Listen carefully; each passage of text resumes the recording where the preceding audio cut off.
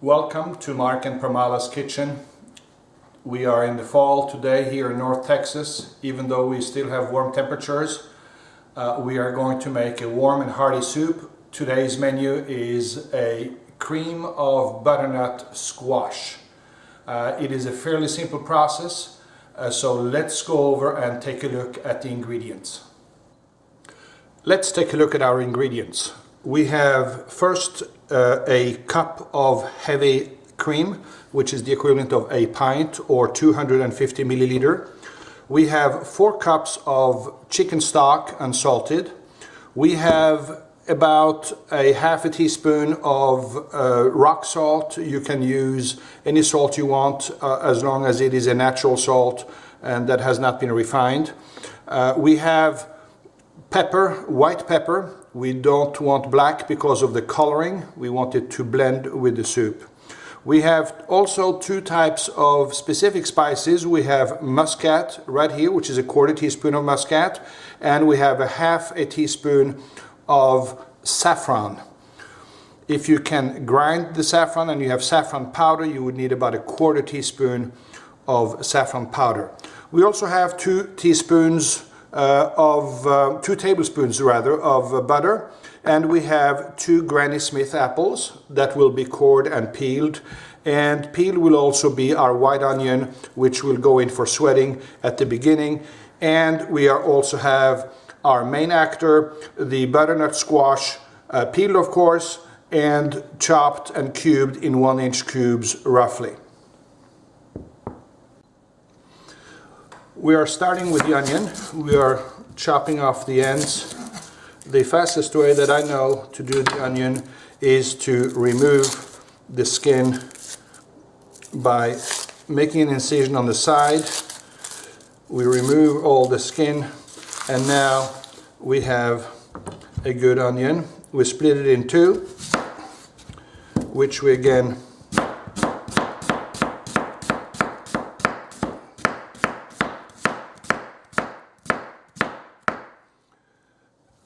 slice up, and we chop it in fine parts.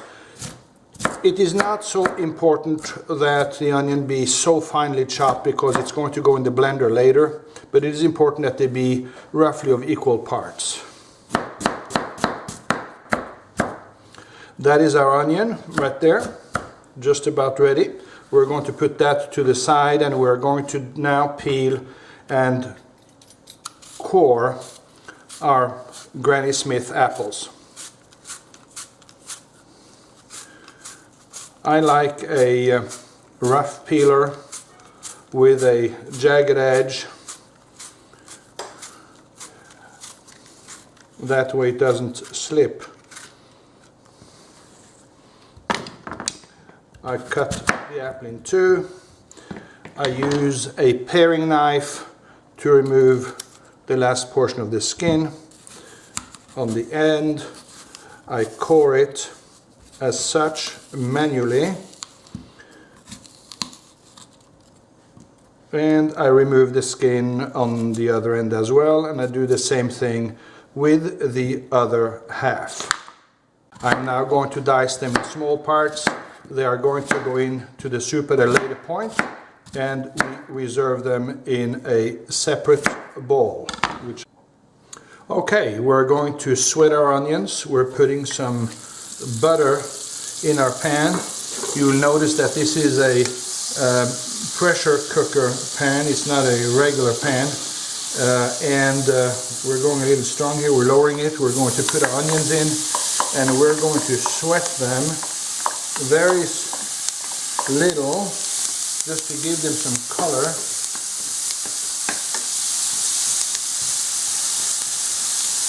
Just for good measure, I'm going to add a dash of olive oil in here, just to give it some good flavor. And that sort of takes care of that. I'm going to let them sweat. This is going to sit for about 5 to 6, 7 minutes. I'm going to stir it regularly, make sure that they don't burn, and then we'll come back when the sweating is complete. Our onions have been browned. very lightly, sweated if we will. We're going to reserve them, and we're ready to move on with our butternut squash. I have now poured in 1 cup of my unsalted chicken stock, to which I will add the salt, and I will also at this point add the pepper, the white pepper, so it goes in the stock.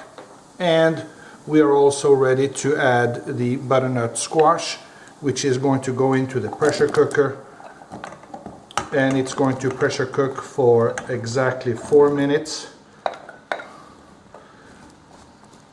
after which we are going to add the apples. I'm going to put the lid on, and this will pressure cook for exactly 4 minutes.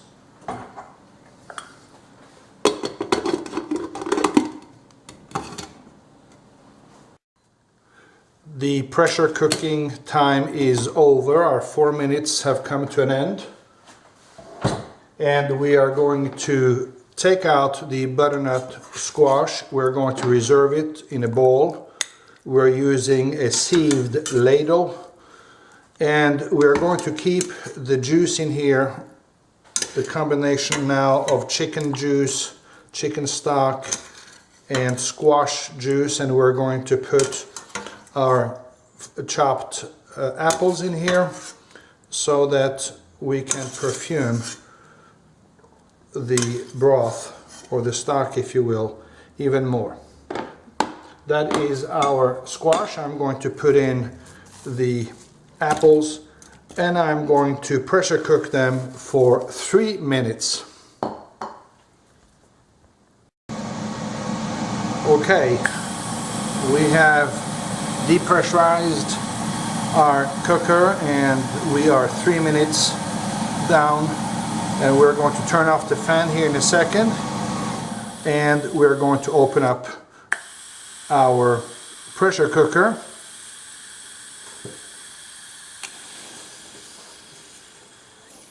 There we go. We are going to add the onions that we had reserved from before.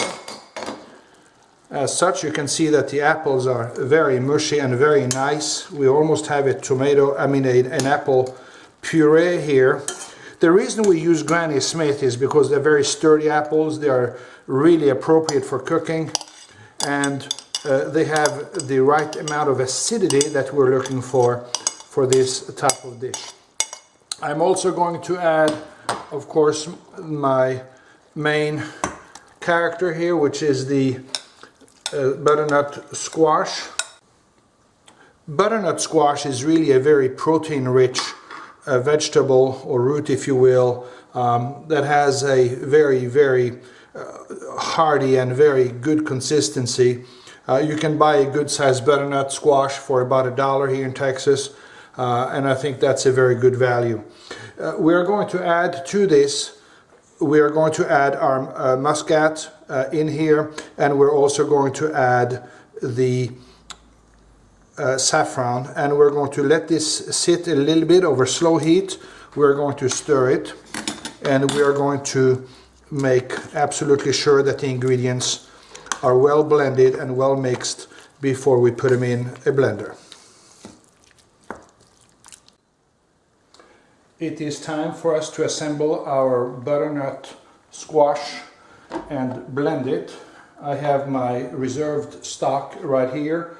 I have also my butternut squash right here, which I'm going to put in the blender little by little. I'm going to probably do 2 batches, and then I'm going to reserve the butternut squash in the recipient for the soup later. So I'm going to add half of my stock to what we have there, so we have enough liquid. I'm putting on the lid, and I'm going to start at a very low speed so that it gradually moves up.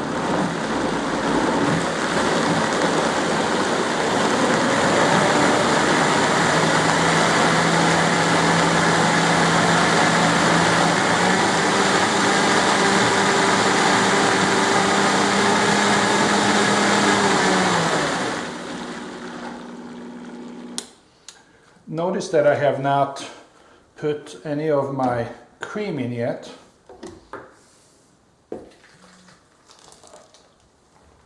I'm putting that there. It really has a delicious flavor.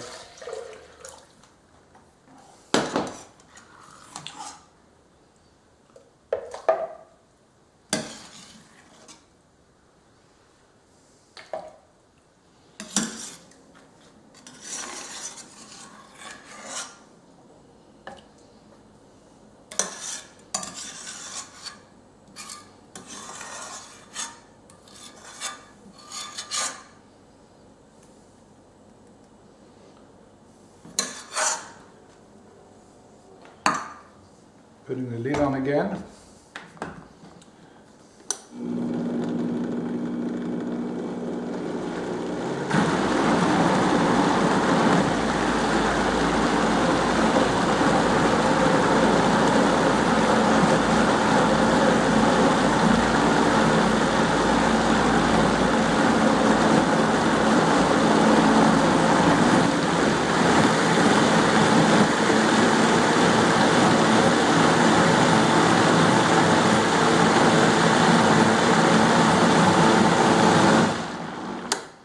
And I'm going to add our cream.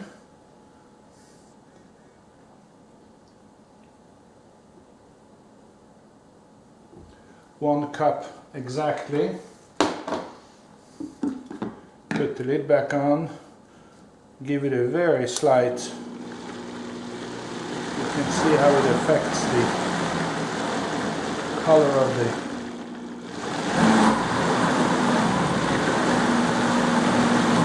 squash. We're just about done.